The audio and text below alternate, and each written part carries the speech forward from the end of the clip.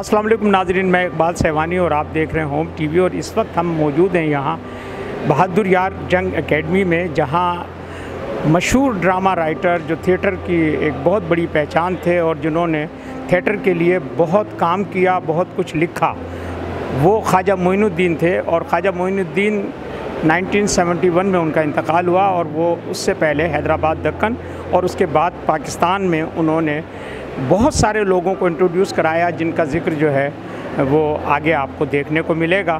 तो आज की इस तकरीब में आपको लेके चलते हैं और आइए देखते हैं कि वहाँ क्या हो रहा है।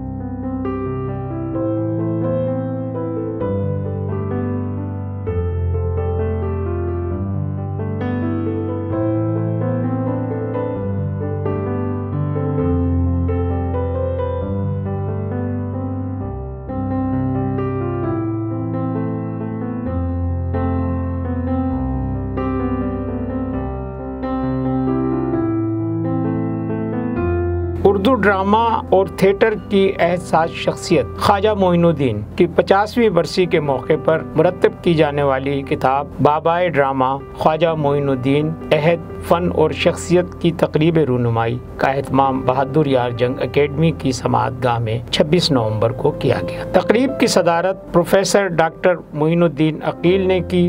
मेहमान खुसूसी साबिक वज़ीर इत्तलात और सेनेटर जावेद जब्बार थे, जबकि ख्वाजा मोइनुद्दीन की शख्सियत और फ़न पर इज़हार ख्याल करने वालों में हुकूक निस्वां के अलमबरदार और मुमताज़ रक्कासा शीमा किरमानी, साबिक PTV प्रोड्यूसर काजिम पाशा, मारूफ अदाकार और सदाकार मुनव्वर सईद और समाजी कारकुन सैयद अब्दुल बासित शामिल थे।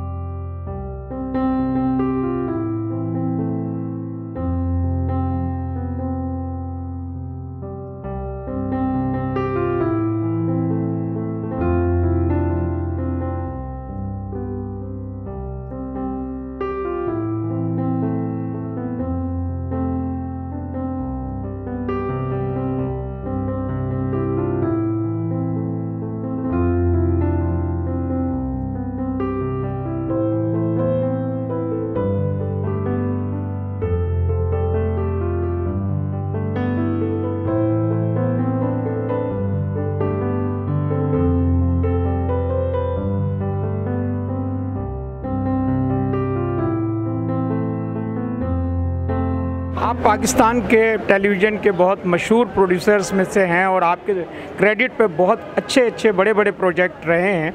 लेकिन इस वक्त जो ड्रामा लिखा जा रहा है और जो ड्रामा किया जा रहा है, उसमें मौज़ूआत सिर्फ ये हैं कि साली बहनोई से और इश्क कर रही है और देवर भाभी को फांसने के चक्कर में लगा हुआ है। तो ये इस स्क्रिप्ट से और इस फेनोमेना से हम कब बाहर निकलेंगे? देखिए, जो आज के ज़माने की बात कर रहे हैं, आज ड्रामा क्या, टीवी का हर प्रोग्राम रेटिंग के हवाले से ऑन एयर किया जा रहा है कि रेटिंग अच्छी आए। उस रेटिंग अच्छी के चक्कर में ड्रामे का मुस्तकबिल राइटर और डायरेक्टर के हाथ से निकल के मार्केटिंग वालों के इख्तियार में चला गया है। कि मार्केटिंग वाले कहते हैं कि कहानी को इस तरह लें, बोल्ड करने की कोशिश करते हैं ड्रामे को। जो टेलीविज़न का ड्रामा कभी इस तरह ना होता था कि मियाँ भी वालदा और बेटा या दामाद और सास साथ बैठ के ना देख सके।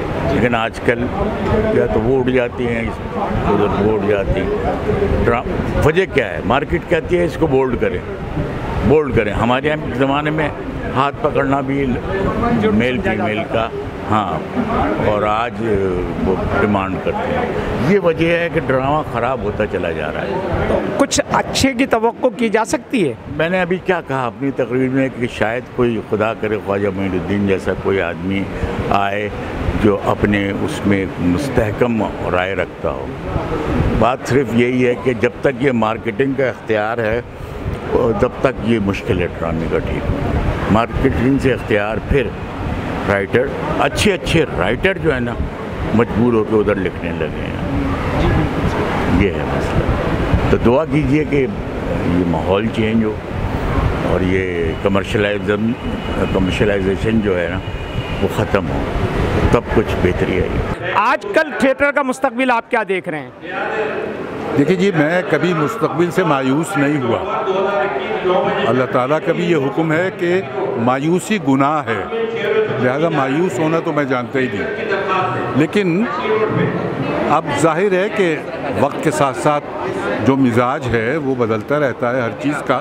थिएटर का भी मिजाज बदल गया है, लेकिन अब इंशाल्लाह मुझे लग रहा है कि जो एक ख़राबी की तरफ मायल हो गया था थिएटर, वो अब बेहतरी की तरफ आ रहा है और इंशाल्लाह और बेहतर होगा। जब पाकिस्तानी ड्रामों में जो आजकल स्क्रिप्टिंग हो रही है, आप तो फिल्म, टीवी, रेडियो हर शोबे से, थिएटर से भी आपने, तो क्या स्क्रिप्ट के इम्प्रूव होने की ज़रूरत है? ये जो सास बहू का झगड़ा है, इससे बाहर आकर कुछ और समाजी मौज़ूआत की तरफ जाना चाहिए। ये तो आप मेरे ख्याल है टेलीविज़न के हवाले से बात कर रहे हैं। इस वक्त थिएटर तो है नहीं इतना ज़्यादा। हाँ, बस क्या बताया जाए साहब, ये वाकई आप सही कह रहे हैं कि सास बहू का झगड़ा और एक दूसरे से इश्क और मोहब्बत, इसके अलावा और कोई काम हो ही नहीं रहा। लेकिन कब तक होगा? इंशाल्लाह ये भी बेहतर हो जाएगा। साबिक सेनेटर और साबिक वज़ीर इत्तलात जावेद जब्बार साहब इस तकरीब के मेहमान खुसूसी थे और उनसे आइए गुफ्तगू करते हैं। जावेद साहब, ये बताइए कि ये जो आपने अपनी गुफ्तगू में भी कहा कि जो तनाजुर था और जो सियासी सिनेरियो था, उसमें ख्वाजा मोइनुद्दीन ने बड़ा काम किया एक सियासी कारकुन की हैसियत से। मौजूदा हालात के साथ ज़रा इसको रिलेट कीजिए ना कि क्या आज के हालात क्या कहते हैं? आज के हालात में बहुत सियासी कशमकश है, कशीदगी है, लेकिन ये दुनियावी सतह पर प्रोसेस ऑफ चेंज चल रहा है। इतनी तेज़ी से तब्दीली आ रही है हालात में, मईशत में, टेक्नोलॉजी में, कि पाकिस्तान के अंदर भी उसके मुस्बित और मनफी असरात नज़र आ रहे हैं और वो सियासी शोबे में भी उसकी अक्कासी हो रही है। मैं पुरुमीद हूँ कि आइंदा हफ्तों में, महीनों में, सालों में हम एक पायदार रियासत और पायदार जमहूरियत ही की तरफ बढ़ेंगे। जो मौजूदा हालात हैं इस वक्त, ये आपको लगता है कि हालात कुछ बेहतरी की तरफ जाएंगे? मौजूदा हालात और माजी के हालात में कोई फ़र्क नहीं है। माशाल्लाह, इंसान ऐसा अजीब व गरीब एक ईजाद है अल्लाह मियाँ की कि वो हमेशा बेचैन रखेगा सबको। आज की तकरीब के सदर और उर्दू अदब और उर्दू ज़बान के बहुत बड़े उस्ताद और कराची यूनिवर्सिटी के उर्दू डिपार्टमेंट के हेड भी रहे हैं मोइनुद्दीन अकील साहब, प्रोफेसर मोइनुद्दीन अकील से बात करते हैं। आज आपने जो तकरीब जिसको अटेंड किया, वैसे तो आपका बड़ा नाम है और बहुत आपका काम है अदब के हवाले से, तहकीक के हवाले से, लेकिन ख्वाजा मोइनुद्दीन के हवाले से आज स्पेशली आपको इस तकरीब में मदऊ भी किया गया है। ख्वाजा साहब को कितना डिस्कवर करना अभी बाकी है? मैं समझता हूँ कि बहुत बाकी है।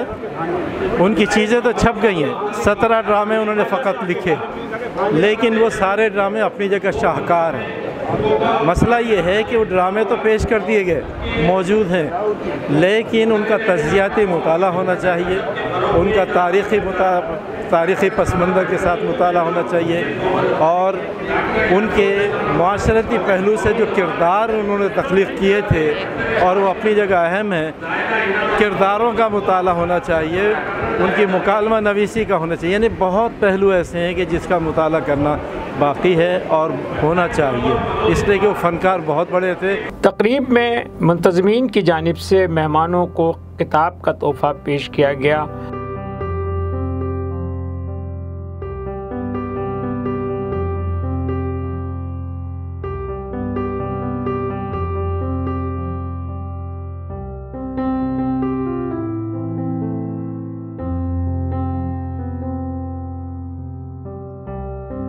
और बहादुर यार जंग एकेडमी की जानिब से ख्वाजा मोइनुद्दीन की शख्सियत पर मज़मून निगारी के मुकाबले में अव्वल, दोम और सोम आने वाले तुलबा व तालिबात को इनामात से भी नवाजा गया।